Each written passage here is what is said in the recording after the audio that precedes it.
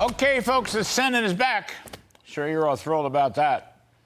Now the question is going to be a shutdown?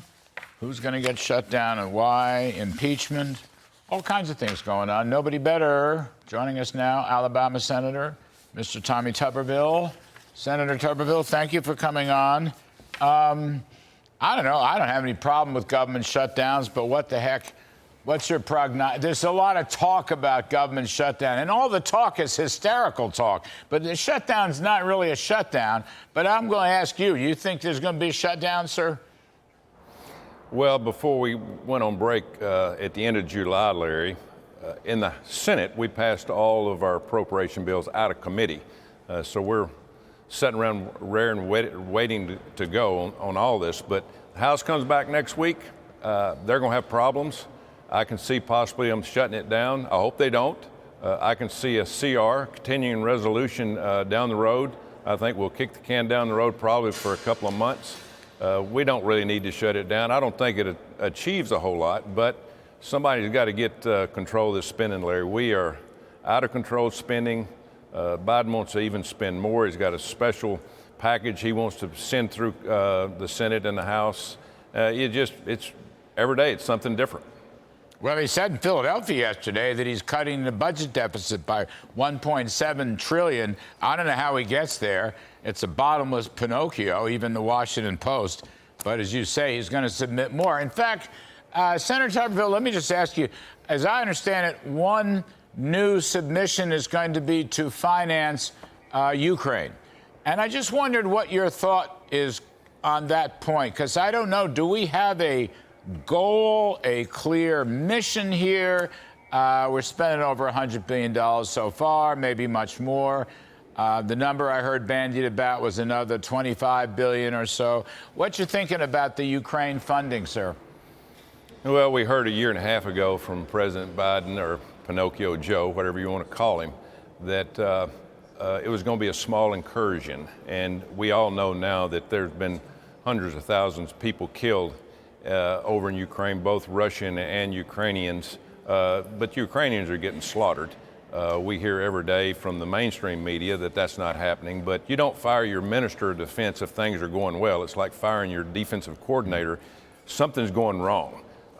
They're going to ask for more money. I don't know what they're going to spend it on because we don't have anything for them to buy. We don't have anything to send. You even heard that from the President of the United States that we're out of equipment, we're out of munitions. So what are we going to do? We're propping up their government as we speak. We're paying all their pension funds. We're paying all their government employees. American people need to understand this is not just going to a war. It's going to the 51st state, which is Ukraine. We're propping them up every day. I'm not for spending another dime. I haven't voted for any money to go to Ukraine because I was there 6 months before this war started. This wasn't going to end up well for Ukraine. We pretty much kicked this can down the road and got Ukraine into this mess. We can't get them out. Somebody needs to go to Russia, like Joe Biden, and talk them out of what's going on and get this thing settled before we get into a world war. That's what worries me, Larry. Well, I think the best negotiator is still on the sidelines, although campaigning vigorously, and that's Donald Trump. I mean, negotiation is his specialty, and he's willing to go. And I don't hear any Biden talking about this or Biden asking help from the G7 or, God forbid, the European Union. I don't know where his Secretary of State is. I don't know where any of them are.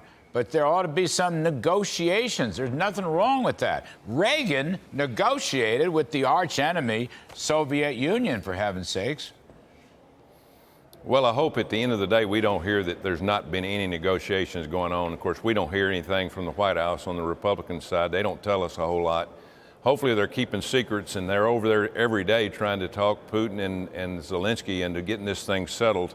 But I agree with you. You know, the leadership is about communication, and there's no communication from this White House or for this group in the Democratic Party. Nobody wants to communicate. They want to just do it their way. They don't want anything other than their way, and that's not going to work. Donald Trump would, as he said, he'd have us out of it in a very short period of time, and I truly agree with that. You know, he's got a relationship with Putin. He's got a relationship with Zelensky.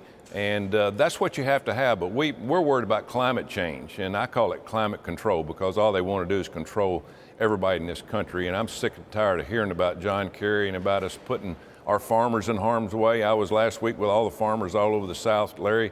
Our farmers are in trouble, and John Kerry wants to do away with farming and wants to get our food from other countries. Oh, that went along well when we found out we didn't have anything made in this country when it came to medicine. So, you know, there's no organization, this administration, there's no game plan, especially when it comes to Ukraine or anything that we're doing right now. Senator, can you just give me 30 seconds? Is my longtime friend Mitch McConnell, we don't always agree, but he's a longtime friend.